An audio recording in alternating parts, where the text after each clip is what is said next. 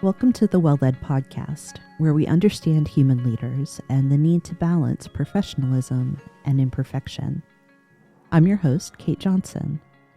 We're working our way through key skills that make leading well possible, and I hope you can see the lesson across this month's episodes.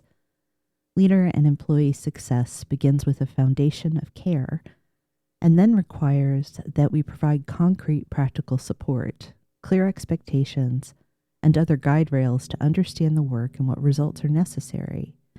And this depends on leaders who can master clarity, the skill of consistently illuminating connections and purpose. I'm joined today by a leader in the field of learning and development. And while I may have some bias, I do believe that this is a field of work where clarity is always a priority. So welcome, Christy. Thank you so much for joining me today. Let's take a moment so you can introduce yourself, please. Hi, Kate. Thanks for having me. And like you said, I am in learning and development. That's not where I started.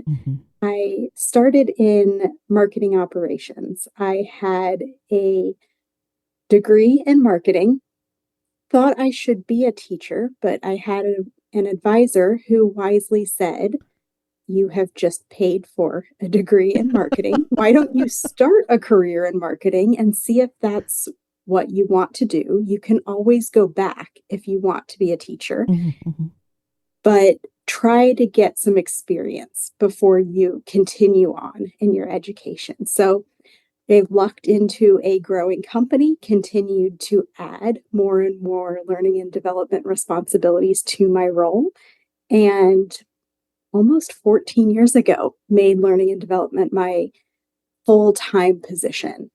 I'm at a smaller, mid-size organization. So really anything related to learning and development comes across my desk some way, somehow. So everything from onboarding to succession planning will cross my desk. Yeah, that's an exciting array of types of learning that you get to have your hands on. I love your personal story, Christy, of how you went from, I'm going to be a teacher to, marketing. I feel like that is a story of clarity. A mentor, a leader in your life, and the function of that counselor was able to say, okay, let's take a look at what your choices are and what might be best for you right now. That's what we're talking about today. Here's where we've come from, here's where we're going. What will it take to get us to the next thing is the function of clarity. As I said, I'd like to have you tell us about a time where you've had lack of clarity at work or in your goals, and what the implication of that low clarity was for you personally.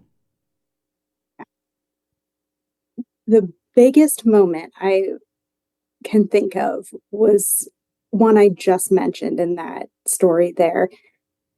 The time when I was transitioning from being a project manager training role to the full-time training position.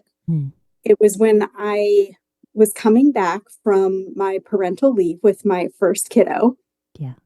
He was a preemie, and I had adopted him. So way back in 2012, adoption leave was not a thing.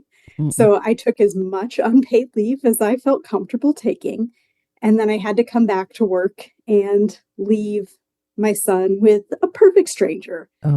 And his sitter was great. That family treated him like another son in the family, but a huge amount of change going on in my personal life. Then I come back to work, and it was everything I had been asking for a number of years. I was going into a full-time learning and development role. That also meant there were no guidelines into what I was coming back into. In my project management role, I had a client saying, "I want this done. I want this done by this deadline. And here are the parameters of that." In my learning and development role, I was having to figure out, what am I going to do? When is it going to be done? And how is that connecting to our company's bigger goals? this is a lot of work that's similar to what leaders do on a regular basis. You go from being a practitioner to somebody that's having to have a lot of thinking time in your role. And when you get into a spot where you have a lot of thinking time in your role, there's a lot of time to think about things outside of your role. Like, oh, what would it take for me to be a stay-at-home mom? What would I need to do? How could I reapply my skills? Yeah. I feel like that could happen at any type of change, whether it's a personal change, a career change. And I had 2 big changes going on. Very big. Life. Very big. Those are 2 significant life changes. And it highlights something really important, I think, that there are 2 things that I made note of. The first is we have to pay attention to what may be happening to employees outside of work. Because a stressor, even if it's something as positive as having a new child in your life, or a new house, or getting married, anything that creates change or disruption or distraction for your team in their personal life is going to impact their ability to get clear about things, to comprehend and consume information you're giving them. And then the issue of ambiguity, which we just live with now. Change is no longer a thing that we really look forward to and plan for. It is the way of doing work anymore, constantly accelerating, I would say, over the last 10, 20 years. So recognizing that ambiguity is going to create not just a barrier to comprehension, but it also is a filter that you have to account for in your own communication to people. And recognizing too that those factors, what's going on personally, what's going on in the workplace, may have an impact on people's productivity too. I love you talking about the filter piece of it. We had it was in our feedback training, but I use this anytime we're talking about communication. Give a shout out to Kate Siegel. She was a counterpart at another organization we work closely with. I stole her slide and used it for years. We called it the most high-tech slide that ever existed, but it had 2 faces on it. And the person on the one side had a green square in their head, and this little green square traveled across the slide and came out, I think, as a red triangle and went into the other person's head as a yellow circle. And so we were talking about anytime you communicate, you try and get green square to green square, and you're thinking about all those other things going on in somebody's head of, what am I going to make for dinner? Is my kid being taken care of? What is my client going to say about this? I've got these 10 different goals I'm trying to achieve. So trying to get your message across, get that green square to green square in the mess of everything going on in the middle of that, in between those 2 people, is very, very hard. Because both sides of that exchange of communication, exchange of information, have all of that going on. So you may think I started with green square, but by the time it leaves you to the point of Kate's beautiful slide, it starts green square, but gets morphed into red triangle by the time it leaves your mouth. Communicate. The fact that people are able to communicate with any connection and understanding is really kind of miraculous to begin with. Then thinking about the effort that goes in to clarity and confirmation of understanding. Because as we're talking, that's one of the things that occurs to me, is that clarity isn't just speaking the message and understanding it yourself. You've got to close that loop to make certain we're both green squaring as we go. This feels like a pretty obvious question, But I think it bears asking nonetheless. When a leader lacks clarity, what is the effect on the team? It's very hard on the team when the leader lacks clarity, because I guess it can vary situation to situation, but the team can stall out if there's no overall purpose from a grander standpoint. Because if you look at Gallup, they say that you should have the company purpose that funnels down to the team's purpose that funnels down to the individual's purpose. Yeah. So everybody needs to be heading in the same direction, because you can burn yourself out so quick if you're trying to do all these little things and you don't know why you're doing them. Exactly. It all needs to tie together. But then there are simple things where we have a team charter that we work off of. And one of the things my leader and I were doing, if we had a big update, to us, it made sense. We are buried in our email. If we have a big update, we're going to just put it out on Teams, because things get lost in our email. It might take us a few days, a week to respond to something in email. So if a big update happens, we're just going to throw it out in Teams. And we were sitting in our team charter meeting that we have every year, and I'll pause. Team charter, center of the team charter is our purpose. Yeah. Around the purpose, we talk about our ways of working. So what are we going to do when we're in person together? So what are we doing collaboratively? What are we going to do if we are in person but working separately? So we're all in the same location, but we're working separately. What can we do if we are hybrid?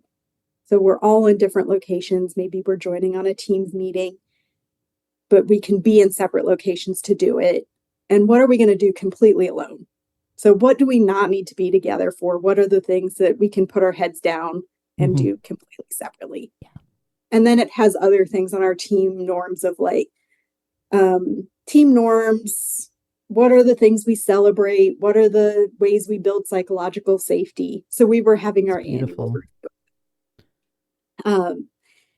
And we were talking about how we communicate, what goes in email, what goes on Teams, what goes in shared documents, that kind of thing. And our team said, we really can't stand how many times you ping us throughout the day. And so they were like, things just get lost there. It's like whispering it in the wind. It goes on Teams and it's gone. Because there was so much information funneling out there. They were like, we want it in email, because then we can save it and go back and reference it. And it was one of those aha moments of, thank you for sharing that with us. We needed to understand that your ways of working were different than our ways of working. We were trying to get information out quickly, making sure that it didn't get lost. And in our ways of doing it, it was getting lost. Yeah. And not getting followed. So the clarity was getting lost. Our green square was not green squaring the way we thought it was. Yeah. And that is such a leadership victory when people tell you, when people have the courage and feel safe enough to say what you're doing isn't working. Even with the letdown, what a wonderful moment for you as a leadership team. So I think it's everything from the big things of people burning themselves out for not understanding the purpose, to the really small ways of working of you're just doing the right things in the wrong ways. Yes. I thank you for bringing up Gallup's work, because I feel like that the way we think of it for the team, what's the mission, the team's purpose, the worker's purpose, I think that's mirrored in the process that a leader needs to take in order to get clear. How do you develop clarity in leadership? And I believe it happens through a process of beginning with, what is my purpose here to lead, specifically at this company, this team, kind of work through that, and then look at what is my team's purpose? What is our function here, and what goals do we have to accomplish? And then what is the mission of the organization? And have I appropriately slotted everything in so it fits the mission? Now, that's not necessarily sequential. It can start with organizational mission, but you have to begin with, what is my purpose? That sets the template. It strikes a template for everything that comes after. And when you know what your team is there to do, you can hold that up as the light, if you will, because illuminating things is so important in clarity to help your employees recognize, this is my purpose within part of that. That's why it's so vital that you be able to talk about not just the what we're here to do, but why it connects, how it connects to the bigger picture, regardless of what the mission is of the organization. Even when the mission is something that seems easy to embrace. Having worked in healthcare, that was something that I think some leaders struggled to understand, that they needed to still talk about the mission, because there was this assumption of like, well, everyone's here for the same purpose. We care for people. Yes, and you have to keep talking about it. And you have to anchor every expectation in a logical way to that purpose that we all have. Even the most mundane tasks, can you connect it to, here's what we're all here to do. Our team contributes in this way. You contribute to our team's success in this fashion.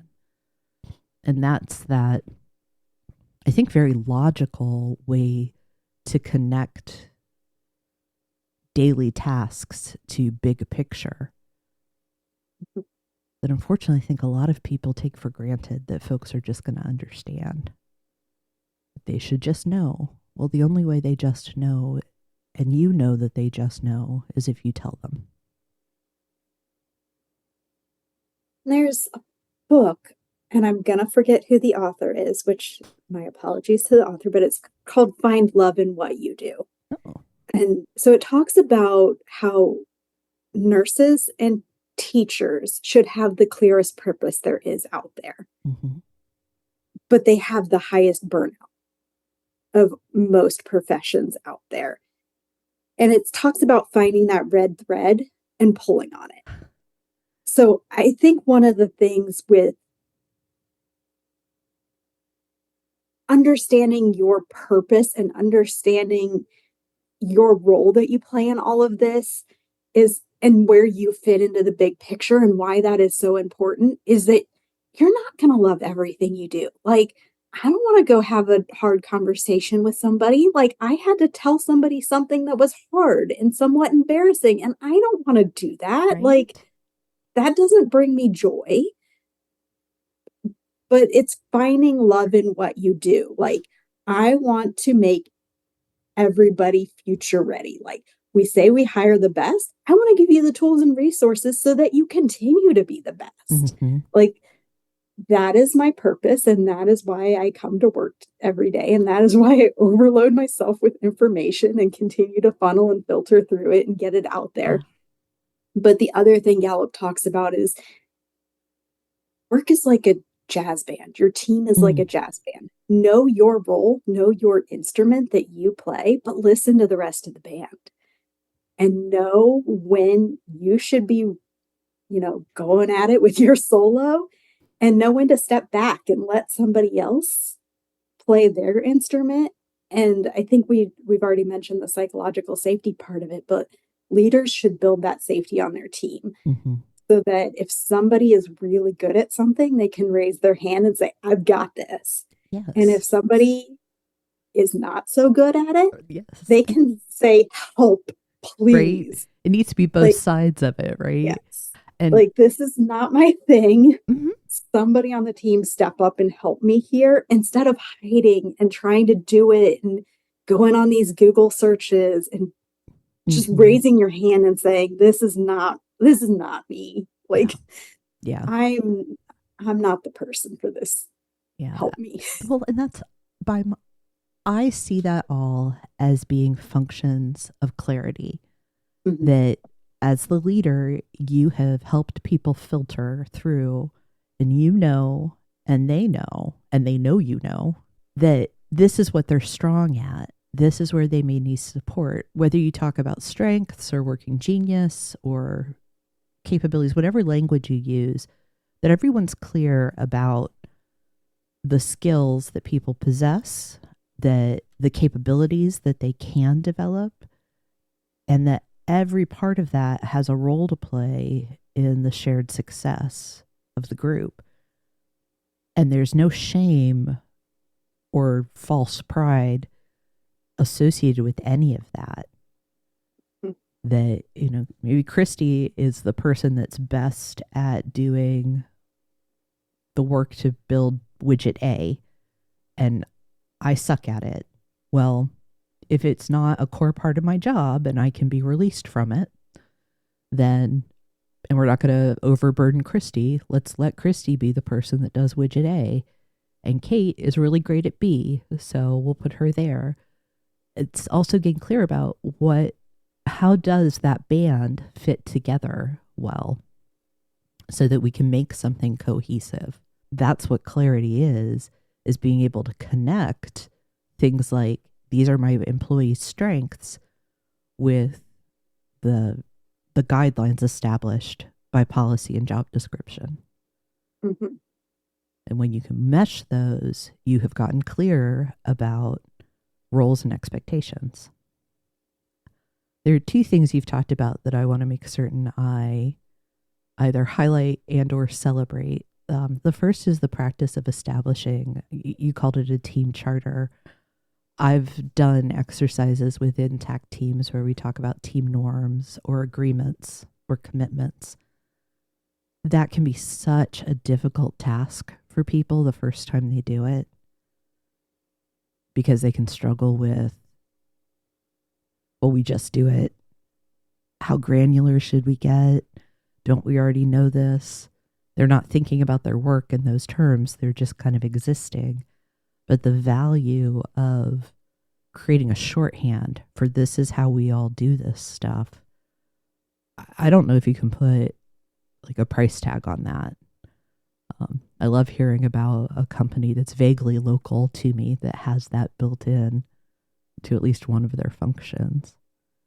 It was something we established after COVID in the return to work. Yeah. When we had teams that were coming back in before we had set in office days of, let's agree on what days we're going to be together. Mm-hmm. So let's say we're all going to be together on Wednesdays. Let's say that we're going to do this work together, because it was very confusing to people of, why would I come to an office and be in an office where nobody else is? So we wanted to get people together on the idea of like, this is the reason we are together. Here's why we would come together. Here's what we can do that's better together. Mm-hmm. So that's how it all started. And we have found that it's helpful as we continue to meet with teams and they're running up against issues. Whatever the issue is with engagement, we can point back to the team charter and say, when's the last time you updated your team charter? Is this documented in your team charter? Because if they're saying, hey, we've got issues around teams feeling that this process is inequitable, or we've got issues around communication on our team, we'll say, okay, when's the last time you updated your team charter? What's the agreement? And we tell teams to update them annually, or if they've got a big influx of new folks coming onto the team, it's a good time to pull it out and make sure that everybody's still in agreement about those ways of working. Because I think I heard you talking in one of your recent podcasts about the storming, forming, norming, performing. I think I said those out of order, but new people joining the team, that's going to throw things for a loop. If you get 2-3 new people on a team, the ways of working are going to completely change the team. It's also it's not just adding people, it's anytime there's a change within the team as well. Like if job functions change for some reason, or you've got an internal promotion, when the dynamics differ, you have to revisit, this is how we are together, because your circumstances have changed. So what worked before is essentially no longer relevant. Yeah. And that's an act of clarity, of recognizing that we go through a forming process that's not always signaled as such. And that as the leader, you need to be aware of what are the types of events that could cause a need to reform, and be proactive about addressing these things. It can even be something like, honestly, it can be something like, this employee is going out on paternity leave or maternity leave. Parental, that's the big word I couldn't think of in the moment. We're going to have a period of 6 to 12 weeks where we're redistributing that work. How do we adjust our expectations of each other during that? And then when our colleague returns, they're kind of a new person because they've been through this life-changing experience. And they're going to have different needs than they did before, and different concerns and external considerations. And it doesn't mean that we favor them, but we look at the fact that we have undergone a moment of transformation because of a change in one of our numbers live. Another activity that I always advocate for to help with clarification of roles and responsibilities, and even relationships on a team, I jokingly call it yours, mine, and ours. I think it's especially important for small teams where the leader may sometimes be a contributor, not just a director of activity, of getting really clear about what belongs to me, what belongs to you, what do we share, and what does that sharing look like? And it can be as simple as taking, a piece of paper and you guys writing it down at the same time, or it can be a facilitated activity with the help of like an internal resource, like a learning and development, a talent director, who walks you through that process. But taking the time to articulate, these are the scopes and boundaries and the ways that we do things, that investment makes you so much more efficient down the road. So yeah, it does take time, and you gain it back. I think that is one of the hardest parts from the seat of talent development, is helping leaders to see that time investment now helps down the road. So as a leader, understanding about these different buckets of work, of leadership, management, and your work, because I get it, especially if you are a frontline supervisor, that is one of the hardest spots to be in, where we are asking you to do so much with so little time. So thinking about everything we're talking about here and investing the time in it, but trying to do these things to empower your team and empower the people around you, so that you are not constantly in problem solver, fixer mode. Exactly. I know coming out of individual contributor, that's the life you've led, of you've had a checklist. You've been in the role and probably gotten to where you are because you've been great at problem solving, at fixing, at checking things off a list. And that is what feels so good and feels so comfortable. And then all of a sudden you're in this spot with no or less clarity of, what do I do with my day? Like, I'm just supposed to like think and solve bigger problems, like not solve these small problems. Like, I've got to solve big problems. Right. And one of the things that, going back to my beginning example, one of the things I had to figure out was putting time on my calendar to think. Of like, I have to fix this, not fix, but I have to come up with a solution for X. And I have to give myself a deadline to come up with a solution for X. Mm-hmm. So I have to work with my leader and determine what my goals are. And I have to come up with a solution for X. Nobody is really going to hold me accountable of doing that, besides the fact that at the end of the day, my promotions, my merits and stuff are based on that. But there's not necessarily a client or anybody that's going to go call up my boss if I don't do that. It's more on me to do that. So I had to put time on my calendar to say, here are the projects I'm working on. Do this work. Yes. Yeah. Time management or time budgeting, whatever we want to call it, is part of this equation. It just is. And when you enter leadership, you've raised a really good point. Part of your responsibility becomes thought work. And if you're used to being a highly productive team member, thought work is different. You know, we talk about trades, we talk about knowledge workers, tech workers.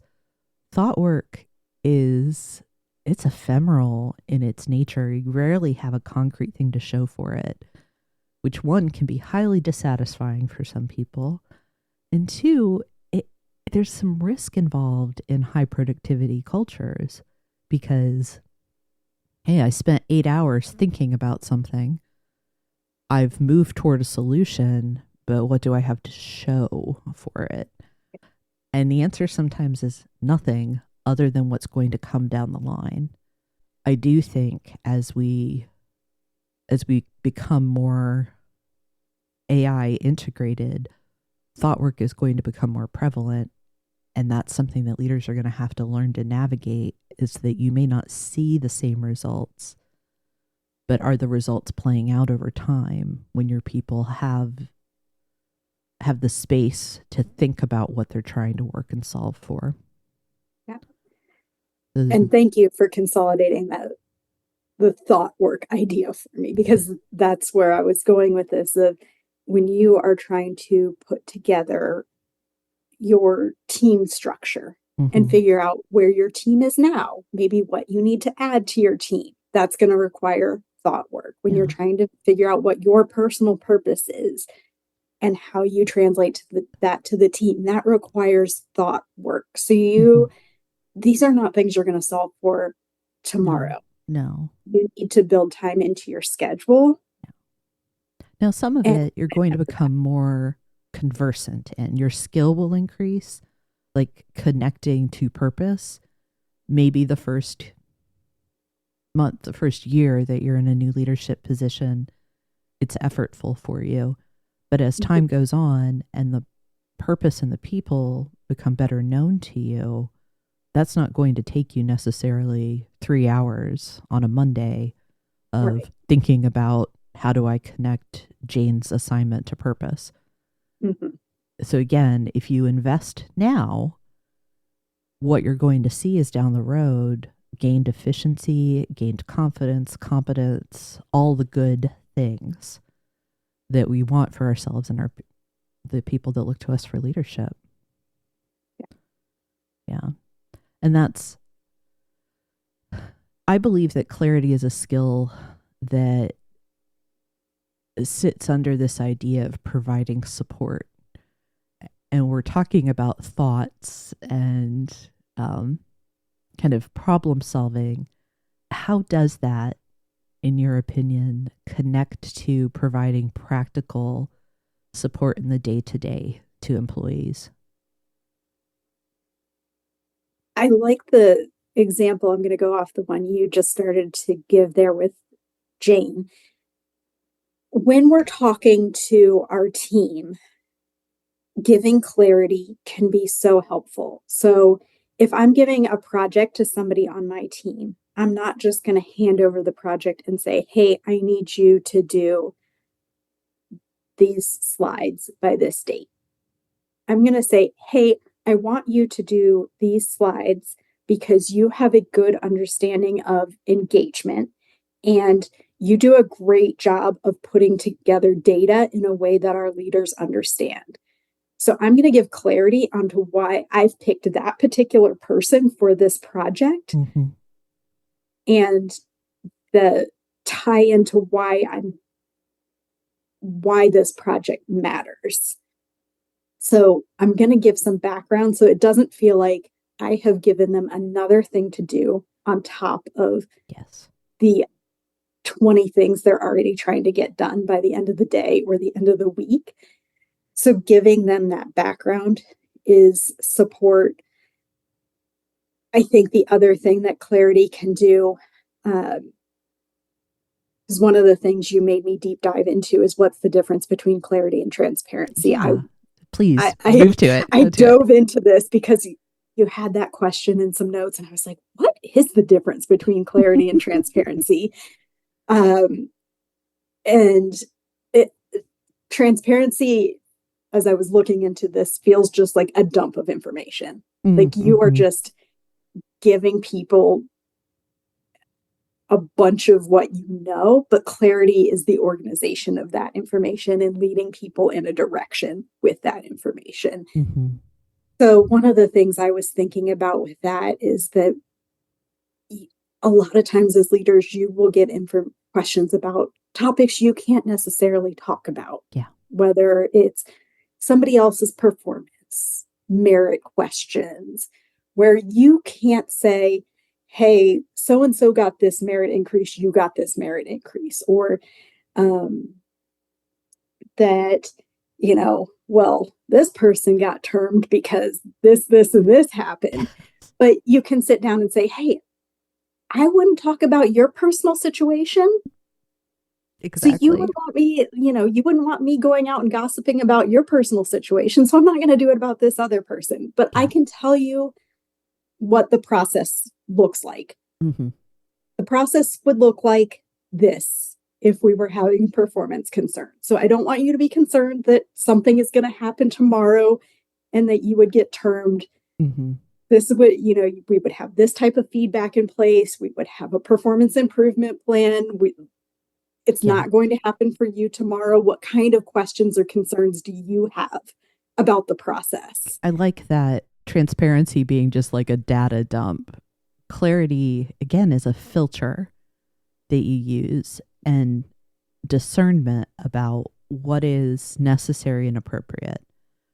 It's not being paternalistic, being like, well, they can't handle this or they're not going to know what to do about this. It's no, their job scope is X. This is what's relevant.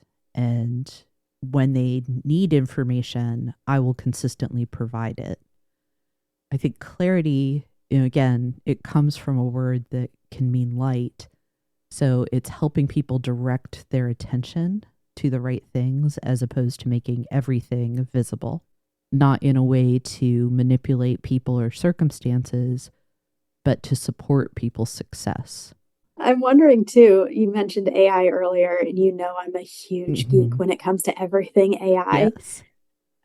There's kind of two ways that AI has helped me with clarity. I'm information overload all the time. So one way it has helped me is to summarize and synthesize information. So when I went on my what is clarity versus transparency journey, I found probably 6 different articles. And I was like, summarize this for me. Give me one sentence telling me what the difference is, and then 5 bullets of what I need to know. So it brought it all down into one clear message. And then the other thing that, as I'm thinking about this, it helps with the what's in it for me. Of instead of just giving somebody a blank, or not a blank, a summary of an article. I can very easily summarize an article.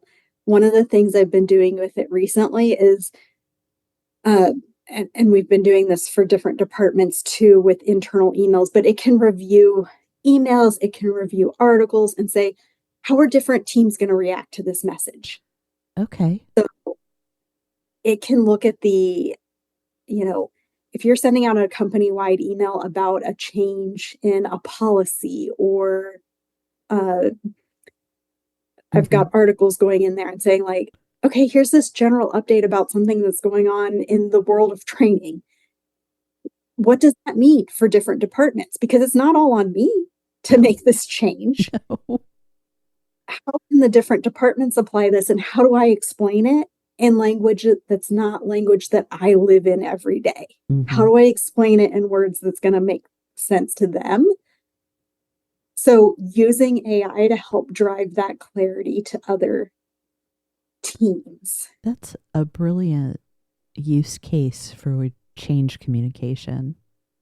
It really is, because you have to think about how will this message hit with a variety of audiences. A significant change to one team may be negligible or not even noteworthy to another.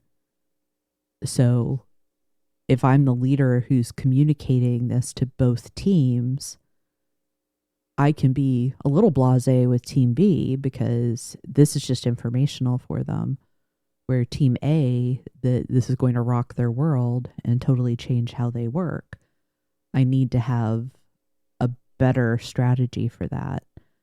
And whether you use AI or a colleague, a trusted peer, having that discussion about how will this land with this population is making certain that you're clear up front about what the message is and the intent that you have.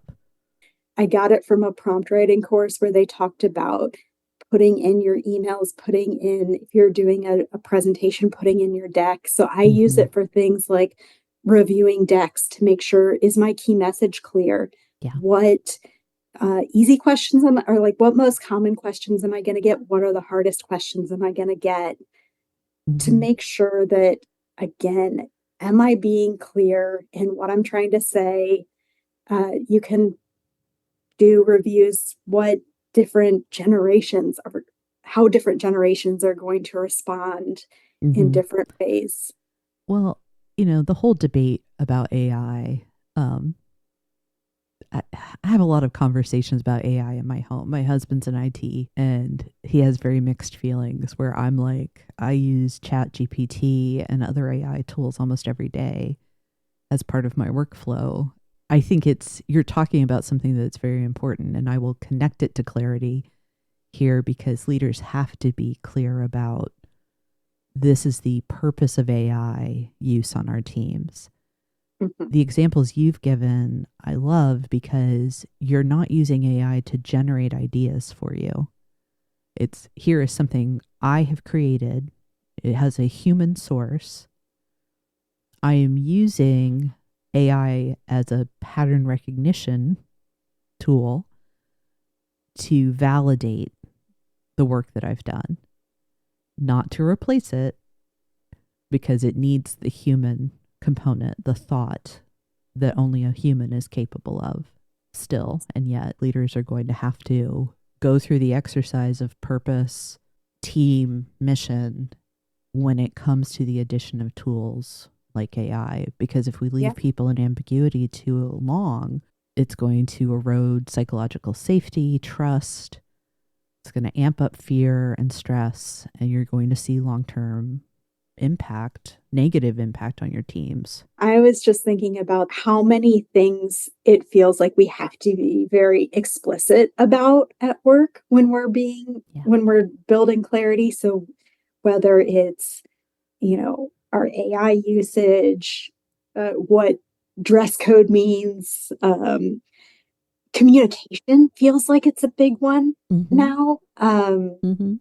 So what it means to communicate professionally. I have gotten so many requests for training on just basic business professionalism communication. Yeah. So having leaders be very explicit with their teams about what the norms are for the teams around expectations. This is definitely a learning and development I'll go ahead and call it a pet peeve, the distinction between what is a training need and what's a management need.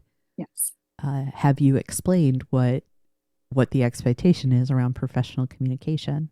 Because if the answer is no, manager, then we're not doing training. You need to manage the situation. And that's, you can't. I've been with frontline managers, VPs, C-suite, who have all somehow embraced this idea that people should just know how to do their jobs. It's like, so did you know when you started? No, somebody had to tell you, and that's now your responsibility. And you don't have to tell them in a way that insults their professionalism, their intelligence, their abilities, but you have to have this mutual agreement. This is how we do this. Do you understand? I've proposed that there are essentially 3 facets to the skill of clarity, what leaders need to be clear regarding purpose, communication, and relationships. Do you believe there are any other facets that are vital to leading well with clarity? I think that captures everything very clearly. I'm looking back at everything that I have written down. It really, purpose at the core of it is so important in making sure that you're all heading in that same direction, that you're not rowing in a circle, that you're not in that rowboat just spinning around. From a communication standpoint, like we talked, it's that green box to green box. You've got to make sure that you're closing the loop, that you're ending up on the same page. It's that trust, that psychological safety that the leaders are building up in these situations so that when there isn't clarity, somebody is raising their hand.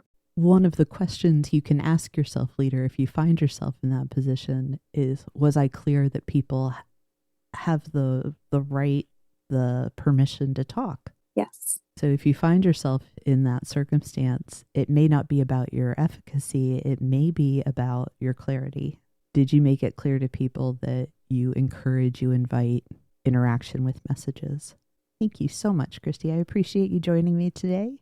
This was fun, and I have on my Four Non-Blondes What's Going On shirt. I didn't even mean to. That's perfect. To wear it. It's perfect in so many ways for our Gen Xing selves and for our topic, because that is what people need to know what's going on. Listeners, the latest companion toolkit is now available. Please check the show notes for a link to request your copy. And if this episode was useful, you can support the show by following or subscribing on your preferred podcast platform, or by sharing it with someone who's navigating similar leadership challenges. We'll be back next Tuesday with a lesson for effectiveness, and later this season we'll explore the role and importance of accountability. If you want updates on episodes, resources, and upcoming offerings from 123 Limited, you can join the newsletter at any time. Thanks again for listening.